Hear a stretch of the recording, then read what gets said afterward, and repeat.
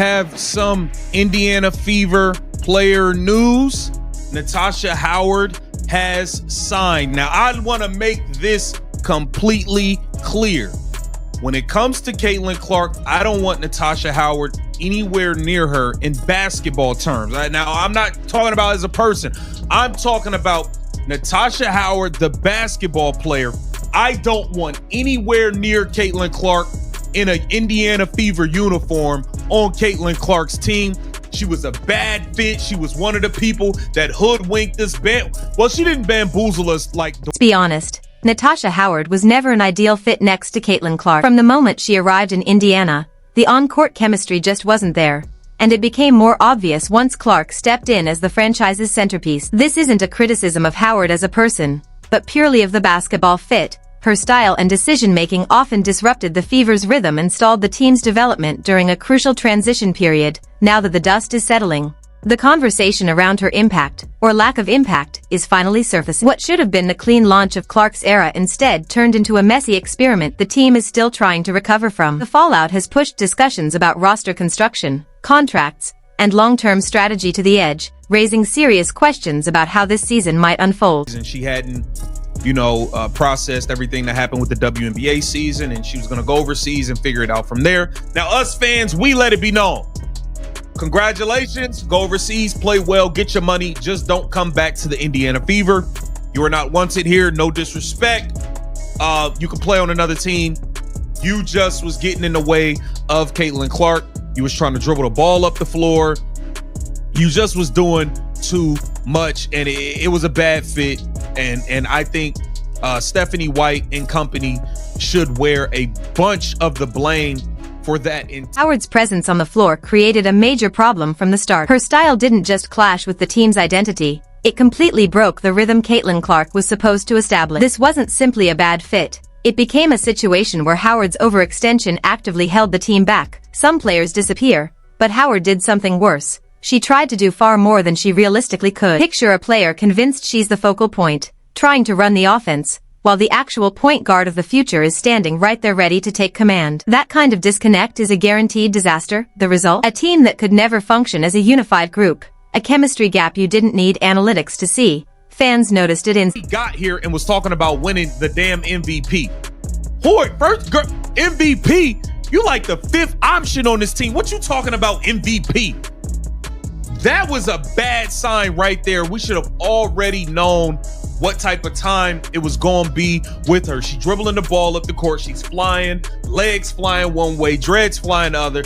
It just was a bad fit. She can't shoot. She can't shoot threes at all, so there was no floor spacing. Now we got Aaliyah Boston trying to be a hub in Stephanie White's putrid trash offense.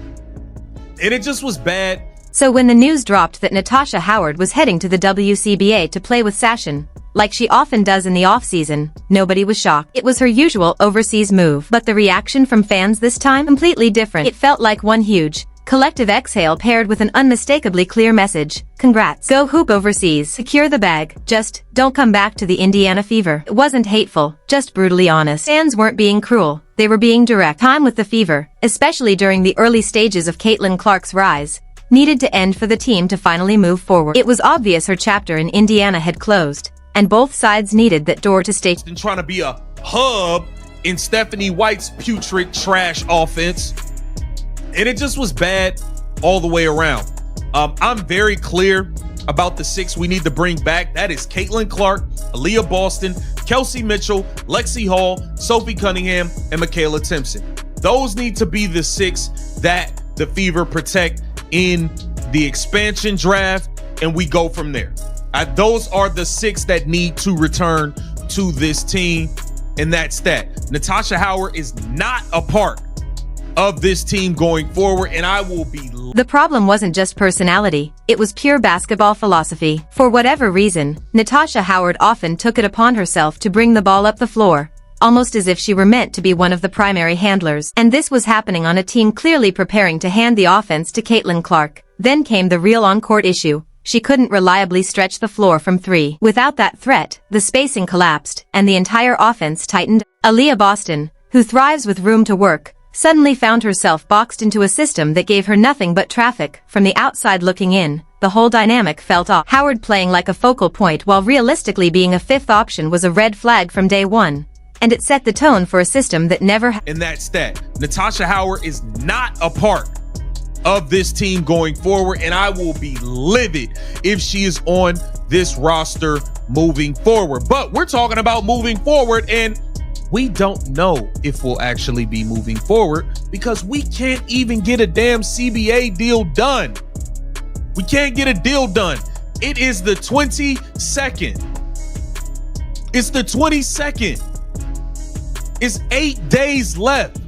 We just saw the WNBA put out a $1.1 million offer. Her arrival came with a bold, and honestly, almost unrealistic, declaration. She said she wanted to win the MVP award. Ambition is one thing, but this wasn't just confidence. It showed a complete misunderstanding of her role and where she actually fit within a rebuilding roster. How does someone who is realistically the fifth option make a public push for MVP without considering what the team truly needs? That comment alone was a giant warning sign. It suggested an individual-first mindset that was always going to collide with the team-first approach required for Indiana to grow, especially with a generational talent like Caitlin Clark about to take over the franchise. In hindsight, that statement wasn't just a bold prediction. It was a preview of the friction and misalignment. 8 days left.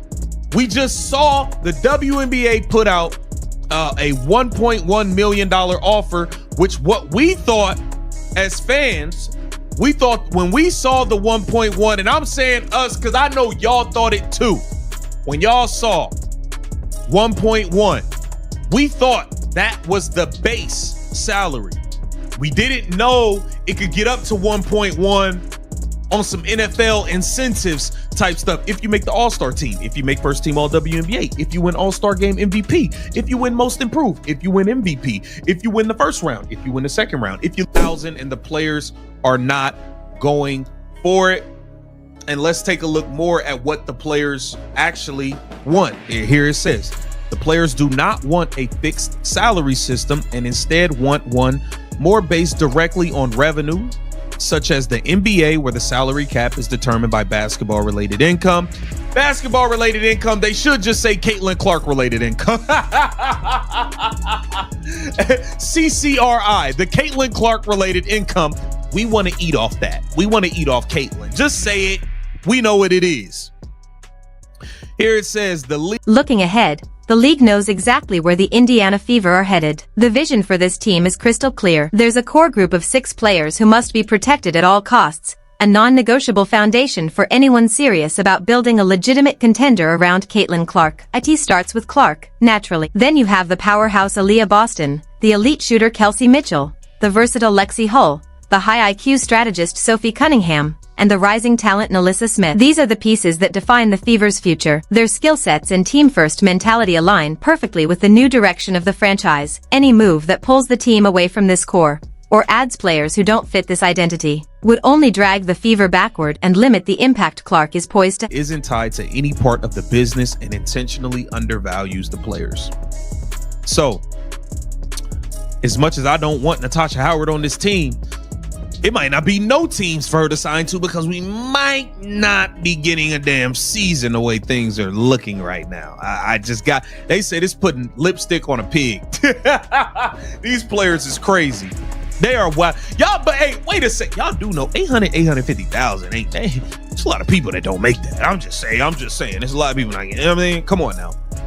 In the current CBA, the salary cap increased annually by a fixed. The idea of Natasha Howard returning to this roster at this stage hits a nerve with fans. The frustration is real, and the message couldn't be clearer. Her time in Indiana needs to stay in the past. That emotion reflects just how much passion and pressure comes with building a winning team around a generational talent like Caitlin Clark. Roster fit matters, and fans know it. But what happens if there isn't even a team for Howard, or anyone, to sign with? Because this conversation quickly explodes into something much bigger. The WNBA's collective bargaining agreement. These negotiations determine every contract in the league, including Clark's future earnings. And with the deadline just days away, there's still no deal in sight. At first, the league's offer of $1.1 million sent shockwaves in a good way. Fans and players thought it was a new base salary, a massive leap forward. But then reality hit. That number wasn't a base at all. It was a maximum, only reachable through a long list of difficult incentives like all-star selections, MVP awards, and deep playoff runs. Real base was still stuck around $800,000. That gap is why players are furious. They see the sport exploding in popularity,